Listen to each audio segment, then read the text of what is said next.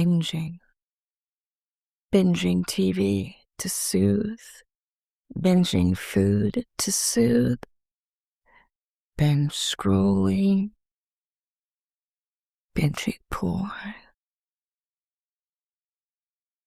Shopping. Sugar.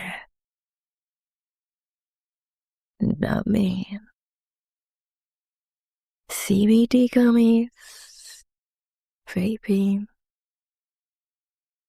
All by design. Yes, darlings. Over the 4th of July weekend, the President of the United States announced that Trump accounts were finally here, providing a whopping $1,000. So, let's take a look. My name is the lovely Ray, and I was born and raised in the U.S. I currently have the opportunity to speak with people from all over the world. Regular people just like you. And I'm always fascinated by our cultural differences and similarities. This podcast is voiced in the style of the sultry sounding 1955 weather girl. It is a collection of thoughts inspired by my global conversations and aims to invite you to have those hard conversations out loud and with others. Thanks for stopping by, darlings. I'd love to chat. Back, darlings. The other day, I found myself enraptured, absolutely consumed with one more episode.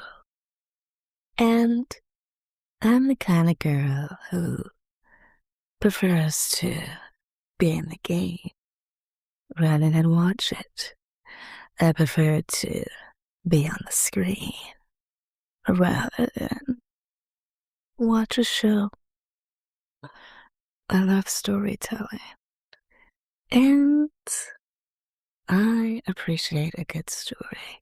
So you see, as I was watching this show, I found myself going, ooh, I'm so glad this is a limited series because I don't want to become one of those people.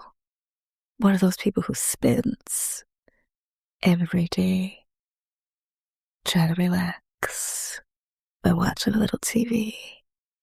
One of those people who spends their weekends decompressing by binge watching Netflix.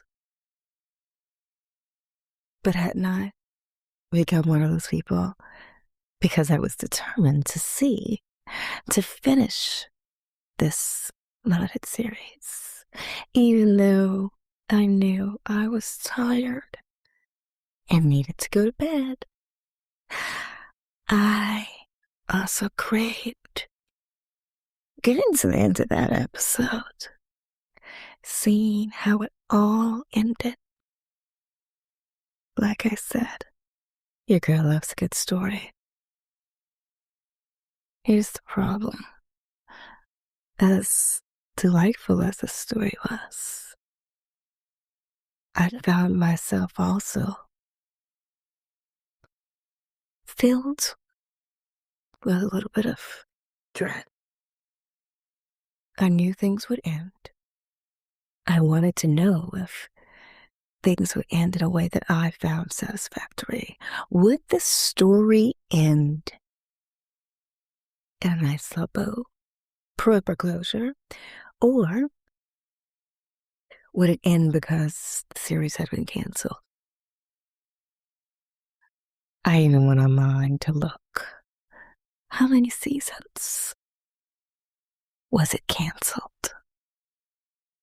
Well, I guess lucky for me, the show hadn't been canceled. But mind you, this had been the second show within a 2-month period where I just had to know how it ended. And before I finished the last episode, I took a pause. because I want to know what happened to the girl who was more content being on the screen as opposed to being in the audience. Where was she who didn't mind being looked at and preferred that as opposed to doing the looking? You see, darlings, there's nothing wrong with watching, but there's something very wrong with not knowing where you want to be, with not feeling that you're able to control where you want to be. We all go through periods where we want one thing and change our minds, want something else. Maybe we're just confused about what we want. But when you know exactly what you want, but you feel compelled to do the exact opposite, that loss of control, that burning desire to do something else, something possibly against your will, against your innate being. That, my dears, is where I'd find problems lie. And it got me to thinking about the state of television. Now, mind you, I had already allowed my brain cells to mold the state of film. After years of superheroes fighting to save the world and bigger explosions, well, as much as I love film, I must confess that over the past few decades, the number of films in which I was running to the theater to see, or even craving to go to the theater to see, or to even be remotely interested in seeing on a smartphone, on a TV screen, on my laptop, alas, there are far fewer. I'm very appreciative of the X-Men characters, and I used to love my Saturday morning cartoons. But I know there's only so many times that the world can be saved. Why is it that Batman tends to fight the same villains over and over? What is it that keeps these villains from continuously escaping? Superman, you, sir, have the same problem. The same villains, same weaknesses. All the superheroes, really. They keep doing the same thing, trying to save the world. And if the same villains, similar devious plots arise, one has to ask, is the world even savable? Is the problem solvable? Will evil ever go away? And so, despite the technology becoming more and more advanced, more realistic, this gal opted out. It's cool to see that car chase as they speed down the road, trying to catch the bad guy. One finds themselves possibly considering, do I want that to be my future, our future? Do I want to live in a world where evil never really goes away? And we're always on the brink of destruction. We're always just a moment away from the end. Always needing a savior. Darlings, I choose not to live in such world, and hence we have this podcast. Because let's face it, in the US at least. Mm, on second thought, I could say globally. There always seems to be some evil mastermind who wants to invade another country or take the kind hostage. There's always somebody willing to do something evil to make more money, to have more power, to leave the rest of us feeling like we need a savior, like we need someone to lift us off our knees. And yet, there's no masked hero with a cape flying around trying to save us all. Sure, we try to elect politicians in the US that will save us, while simultaneously saying, okay, we've picked you. Now we're gonna opt out. Now we're gonna go back to scrolling and we're gonna turn on a little TV, binge watch to decompress and just ignore the shit that's going on. World that's burning down. I gotta ignore it all. We've got tired. Huh. Does it work? If we have to keep decompressing, keep binging, then the heroes we've picked, the solution we picked in order to elect others to be our heroes or saviors, does it really work? Well, if we're constantly in this cycle, I would argue that it doesn't work. And some people say, oh, just let the villain win. Just give up. Stop fighting. Let these politicians do what they're gonna do. Let these big corporations, let the bad guys do what they're gonna do. Just give up.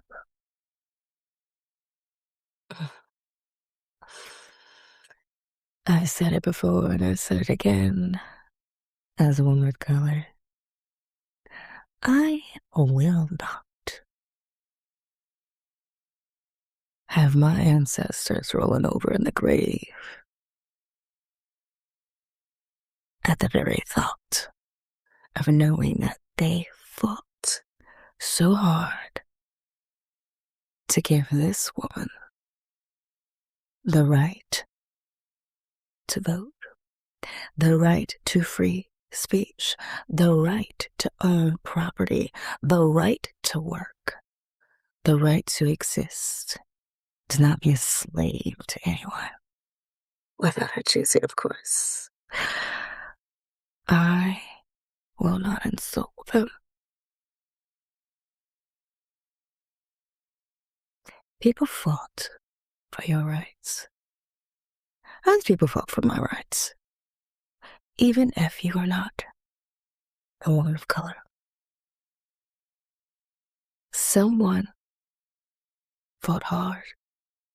Someone else risked their life in order for you to have the very luxuries you have today.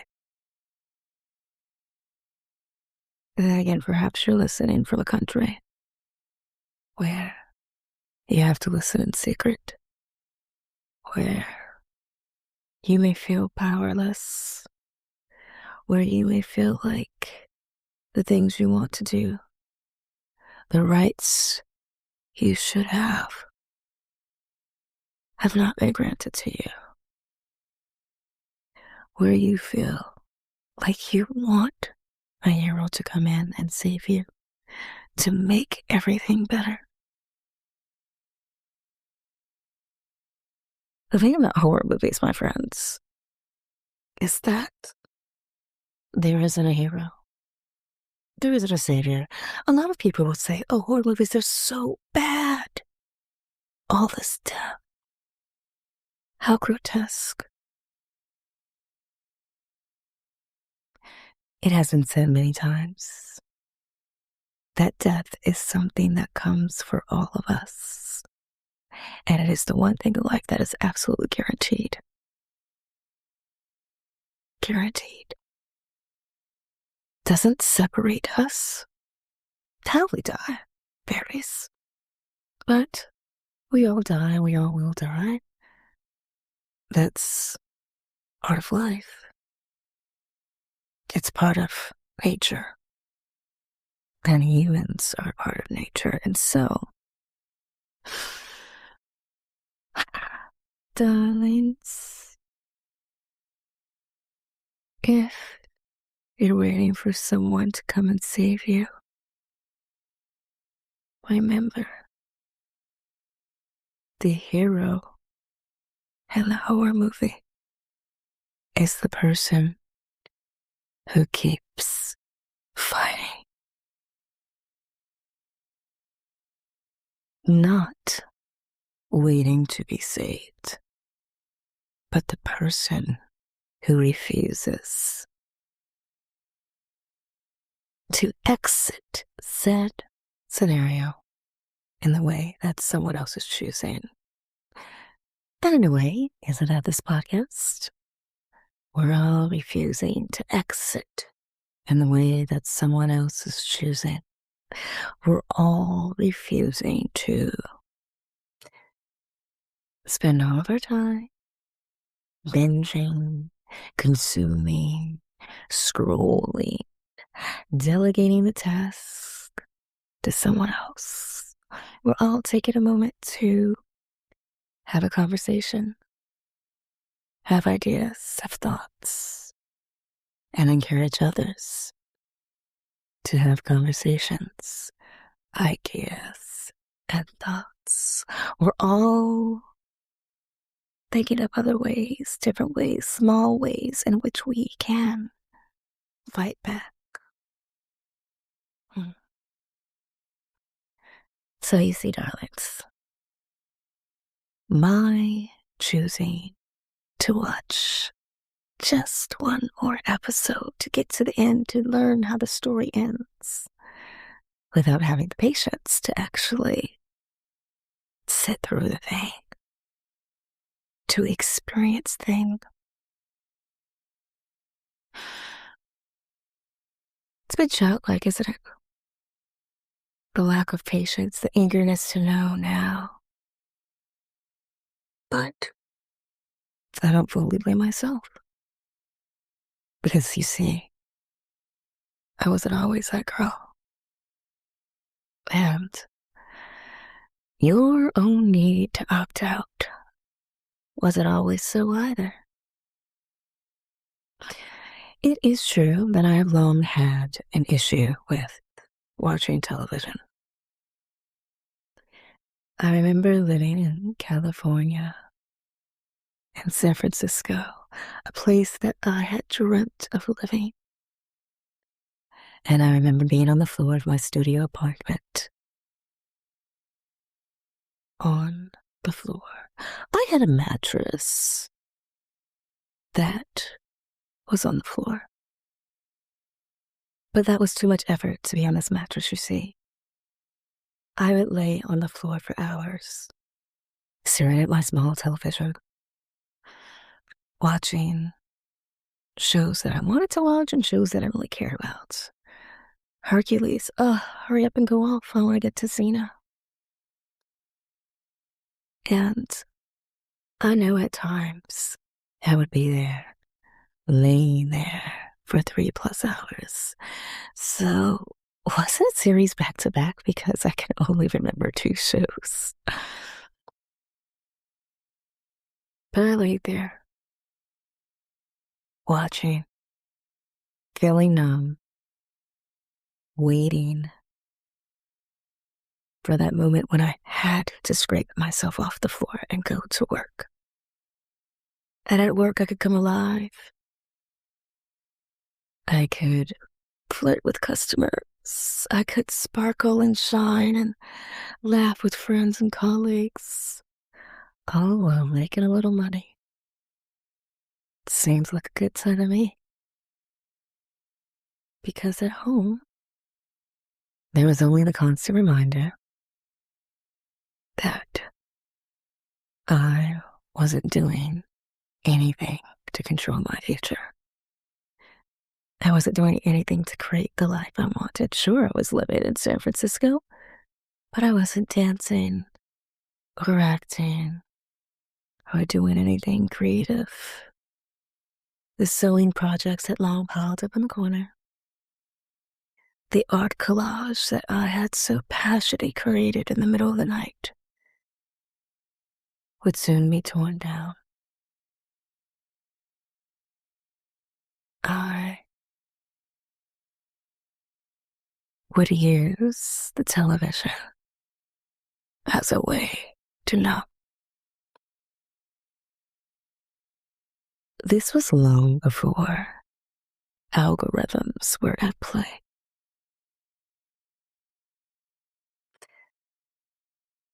But binging, binging TV to soothe, binging food to soothe, binge scrolling, binging porn, shopping, sugar, numbing, CBD gummies, vaping, all by design, all designed to distract. I met an actor. He was talented, and the role he was playing was an absolutely disgusting character. The kind of guy that makes you go, oh, he thinks he could get any woman. What a creep. The way he uses women. This actor knew exactly what type he could play, and he played it very well. And we were talking about verticals. You know, those horizontal videos where they are shot to tell a story over several short scenes. And I'd ask him, how do you feel about this? And he said at one point he was conflicted also until a director pointed out to him that who is he to frown upon the way in which someone finds a little moment of joy. And I thought that's rather interesting. I think I like that idea. And after our session, and we said goodbye, I applauded his ability to make my skin crawl. Side note, it would be quite fun to see him on the big screen in a few years. But this director's advice, this director's comments, I too think, as artists, we hold some responsibility. There are a number of artists out there who are happy to cry that the world is falling apart because of evil corporations and capitalism and tyrants who want to behave like Scrooge McDuck and just create piles of money while the poor starve. Uncle Scrooge does come around, so I guess the behavior is more reflective of Scrooge from A Christmas Tale, I believe it is. Dickens' Christmas Story. And this would be pre the incoming of the ghost of Christmas, present and past and future, before Scrooge learns his lesson. Yes. Well, we can all say, shame on those guys.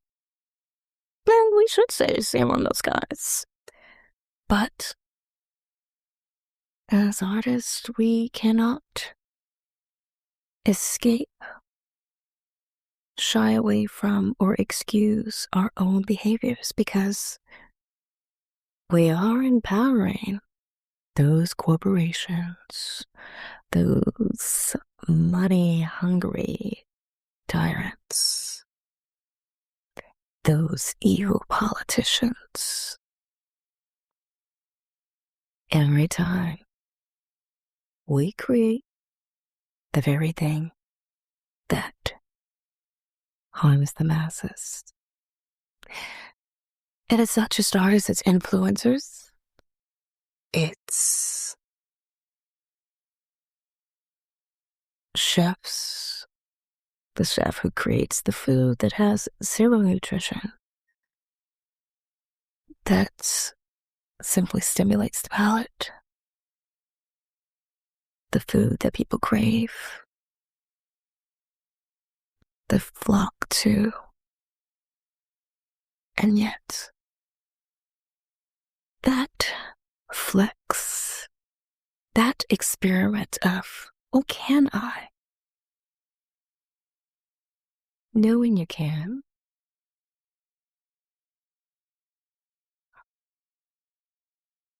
there is joy in that, power in that. But what about acknowledging whether or not you should? And there are times when I've created things simply because I wanted to know if I could. The song, the sounds, the dance, the movement of a short film. And yet, they are moments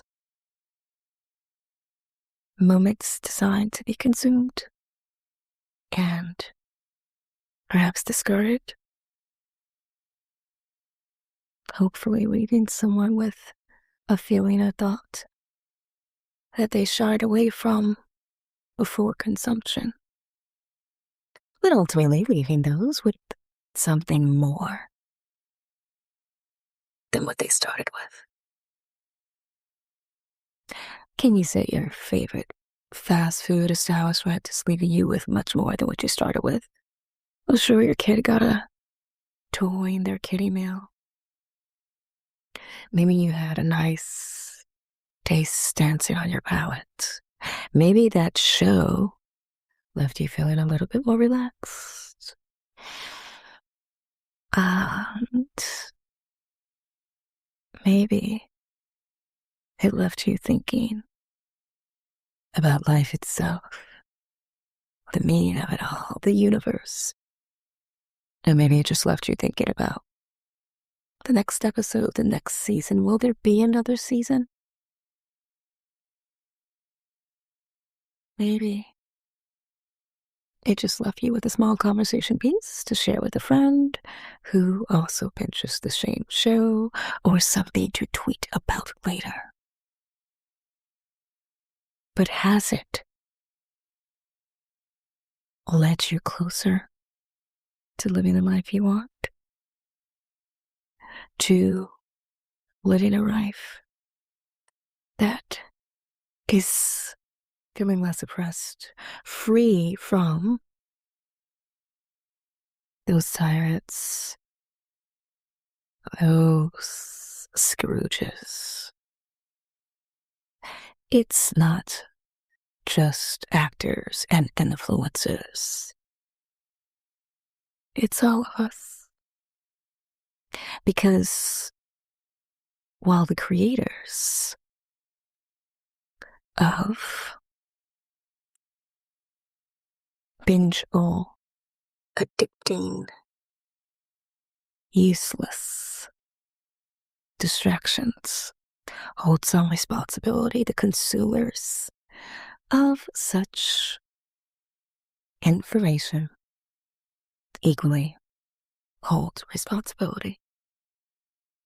And so I found myself questioning, do I cancel my subscription? I don't subscribe to any other platforms, but I made an exception for this one because I wanted to support their mission, these artists, this excellent storytelling. But I'm struggling.